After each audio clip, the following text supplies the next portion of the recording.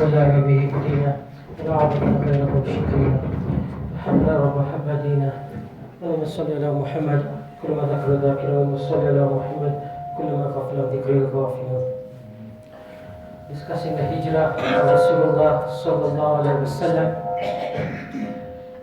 What we should bear in mind, hijrah was not just a simple transfer of location. It's not just going, you're moving from Durban and now you're living in Joburg or Cape Town.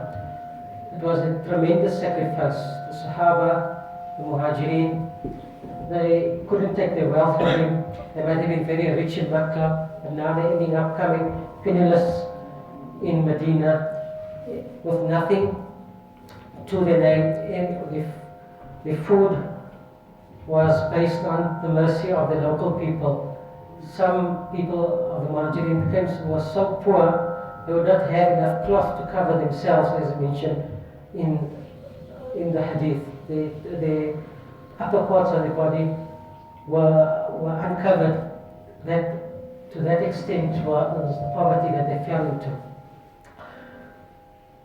Hadith mentions that often Rasulullah sallallahu alaihi wasallam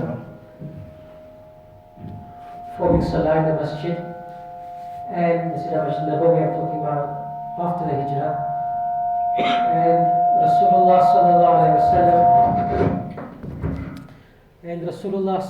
alaihi wasallam makes salam for salah, and when Rasulullah sallallahu alaihi wasallam turns back, there's saf after saf of the Muhajirin who had fainted out of hunger. What little 12 hours of hunger we've gone through, but the Muhajirin sometimes did not have a single morsel to enter their bellies, that to stand up for salah, the 2 or 3 or 4 rakat, whatever that was so much strain that they'd fall down fainting. And Rasulullah sallallahu alaihi wasallam said, "Oh my poor Muhajirin, oh my poor Muhajirin, if only you knew what reward Allah has in store for you." Rasulullah sallallahu alaihi wasallam describing the pond of Kawthar on the day of Qiyamah, a lengthy description, but just one of it that Rasulullah sallallahu alaihi wasallam says that whoever drinks from Kawthar will never feel thirst again for all eternity. So then in Jannah, why do you still have to drink?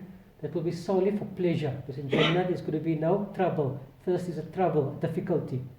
So whoever drinks from Rasulullah sallallahu alaihi wasallam's hand from the pond of Kawthar for all eternity, not thousands of years, not millions of years, for all eternity will never feel thirst again. But Rasulullah sallallahu alaihi wasallam says, the first people, you will not allow anybody to drink from Kawthar until the first people allowed to drink from there will be these, the Muhajirin, those who gave up their homes and their wealth in Mecca. They will be the first.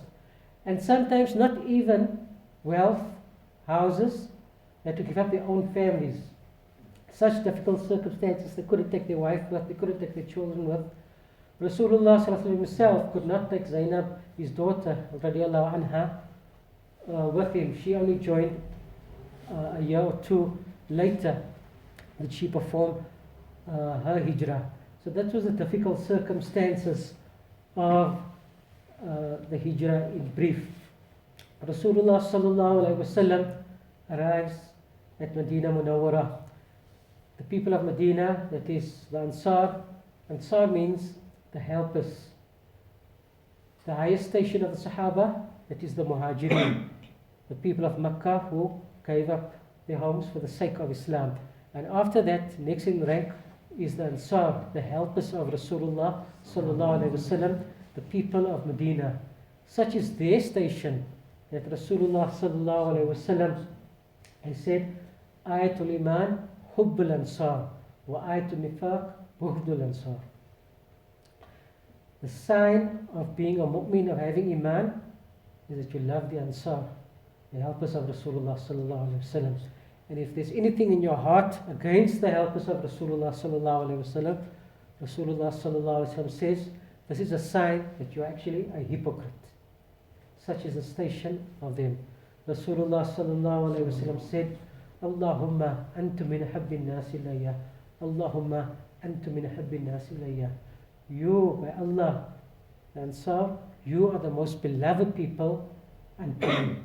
Because when everybody was against Rasulullah sallallahu alaihi wasallam, these were the people who separated themselves from the rest of Arabia. Every other nation piling against them, but they stood up to their principles. Possibly not exactly comparable, but in a way, like the current situation happening today, where one nation has to stand up for its principles, standing up against the rest of the world. Rasulullah sallallahu alaihi wasallam is awaited upon by the people of Medina, intense heat, so much so that coming by Zawal time, noon time, becomes impossible to wait outside, and the people go in. Every day they're waiting, because there's no news, there's no certainty that Rasulullah sallallahu alaihi wasallam is alive, because they know the Quraysh is after Rasulullah sallallahu alaihi wasallam. So they're very anxious. One is anxious about the life of Rasulullah sallallahu alaihi wasallam. But imagine this. Besides those 70 odd people of Medina who had pledged at Aqaba to Rasulullah sallallahu alaihi wasallam, imagine now those, the vast majority who had never seen the face of Rasulullah sallallahu alaihi wasallam. What anxiety! Put yourself in that position. What anxiety are you going to be there, that you're going to see the face of Rasulullah sallallahu alaihi wasallam for the first time in your life. And Rasulullah sallallahu alaihi wasallam approaches Medina at a time when it was such intense heat that the people had returned to their homes. And it so happens that it happened to be, Allah used a Jew happened to see Rasulullah sallallahu alaihi wasallam approaching, and he shouted, "Oh Arabs, your Prophet has come." And the people rushed out, and of course we know the famous recitation of the children of Medina. As the men held their swords aloft, the women waved palm leaves, and the children recited ṭalʿal badru ʿalaynā.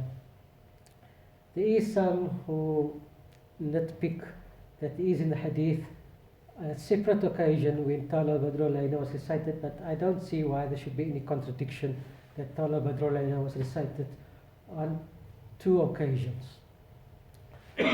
So much was their happiness. And Nasr radiallahu anhu says that Medina filled up with a light that you could actually see that throughout the duration of the life of Rasulullah sallallahu alaihi wasallam, there was more light in Medina. And the day we buried Rasulullah sallallahu alaihi wasallam, that light left us. Rasulullah sallallahu alaihi wasallam entered Medina Munawwara on the 12th of Rabīʿul ʿAwwal.